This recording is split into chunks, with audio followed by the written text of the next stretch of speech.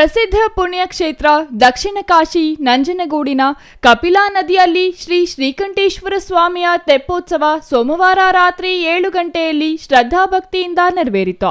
ವಜ್ರಾಭರಣ ಹಾಗೂ ಬಣ್ಣ ಬಣ್ಣದ ಹೂಗಳಿಂದ ವಿಶೇಷವಾಗಿ ಅಲಂಕೃತಗೊಂಡ ಶ್ರೀ ಪಾರ್ವತಿ ಸಮೇತವಾದ ಶ್ರೀ ಶ್ರೀಕಂಠೇಶ್ವರ ಸ್ವಾಮಿಯ ಉತ್ಸವ ಮೂರ್ತಿಯನ್ನು ದೇವಾಲಯದಿಂದ ತಂದು ಕಪಿಲಾ ನದಿಯ ಸ್ನಾನಘಟ್ಟದ ಬಳಿ ಇರುವ ಮಂಟಪದಲ್ಲಿರಿಸಿ ವಿಶೇಷ ಪೂಜೆ ಸಲ್ಲಿಸಲಾಯಿತು.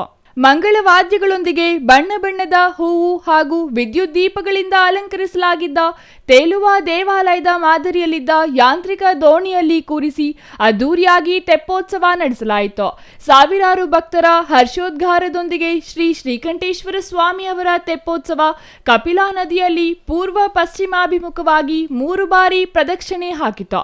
ಈ ಮನಮೋಹಕ ದೃಶ್ಯವನ್ನು ಕಣ್ತುಂಬಿಕೊಳ್ಳುವ ಮೂಲಕ ಭಕ್ತರು ತಮ್ಮ ಭಕ್ತಿ ಭಾವ ಮೆರೆದರು. ವಾಗರ್ತ ಸಂಪರ್ಕೋ ವಾಗರ್ತ ಪ್ರತಿಪರ್ಕೆಯೇ ಜಗದಸ್ತು ಜಗವಂತೆ ಪಾರ್ವತಿ ಪರಮೇಶ್ವರ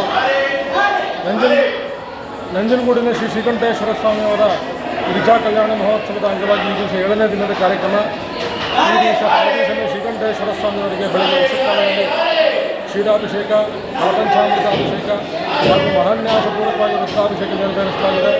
ನಂತರ ಪ್ರಾತಃಕಾಲ ಪೂಜೆ, ನಿತ್ಯೋತ್ಸವ, ಸಂಗಮಕಾಲ ಪೂಜೆ ಹಾಗೂ ಮಧ್ಯಾಹ್ನಕಾಲ ಪೂಜೆಯೊಂದಿಗೆ ಬೆಳಗಿನ ಪೂಜಾ ಕೆಂಪಿನ ಸಮಾಪ್ತಿಯಾಗಿ ಸಂಜೆ 4:30 ಗಂಟೆಗೆ ವಿಶೇಷವಾಗಿ ಫಲಪೌರ್ಣಮಿ ಅಂಗವಾಗಿ ಈ ದಿವಸ ಪಾರ್ವತಿ ಸಮಯ ಶ್ರೀಕಂಠೇಶ್ವರ ಸ್ವಾಮಿಗೆ ಪ್ರದೋಷ ಕಾಲದಲ್ಲಿ ವಿಶೇಷವಾಗಿ ಎಲ್ಲ ಥರದ ಫಲಗಳು ಅಂದರೆ ಎಲ್ಲ ಥರ ಹಣ್ಣುಗಳನ್ನು ಹಾಕಿ ದೇವರಿಗೆ ಅಭಿಷೇಕವನ್ನು ಮಾಡಿ ರುದ್ರಾಭಿಷೇಕ ನಂತರ ಫಲದಲ್ಲಿ ಅರ್ಚನೆ ನೆರವೇರಿಸಿದ ನಂತರ ದೀಪಾರ್ಚನೆ ನೈವೇದ್ಯ, ದೀಪಾರಾಧನೆ ಹಾಗೂ ಏಕಾಂತ ಕಾಲ ಆದ ನಂತರ ಪೌರ್ಣಿಮೆ ಅಂಗವಾಗಿ ರಥೋತ್ಸವ ದೇವಸ್ಥಾನದ ಹೊರಾವರಣದಲ್ಲಿ ನೆರವೇರಲಾಗಿತ್ತು. ಇದೇ ಸಂದರ್ಭದಲ್ಲಿ ಕಪಿಲಾ ನದಿಯ ಮತ್ತೊಂದು ದಡದಲ್ಲಿ ಹೆಜ್ಜಿಗೆ ಗ್ರಾಮ ಸೇರಿದಂತೆ ಸುತ್ತಮುತ್ತಲಿನ ಗ್ರಾಮಗಳ ಸಾವಿರಾರು ಭಕ್ತರು ಜಮಾಯಿಸಿ ಚಿತ್ತಾಕರ್ಷಕವಾದ ಬಾಣ ಬಿರುಸು ಪಟಾಕಿಗಳನ್ನು ಸಿಡಿಸುವ ಮೂಲಕ ಸಂಭ್ರಮಿಸಿದರು. ಕಪಿಲಾ ನದಿ ತೀರ ಸೇರಿದಂತೆ ದೇವಾಲಯದ ಸುತ್ತಮುತ್ತ ವಿದ್ಯುತ್ ದೀಪಗಳಿಂದ ಅಲಂಕರಿಸಲಾಗಿತ್ತು.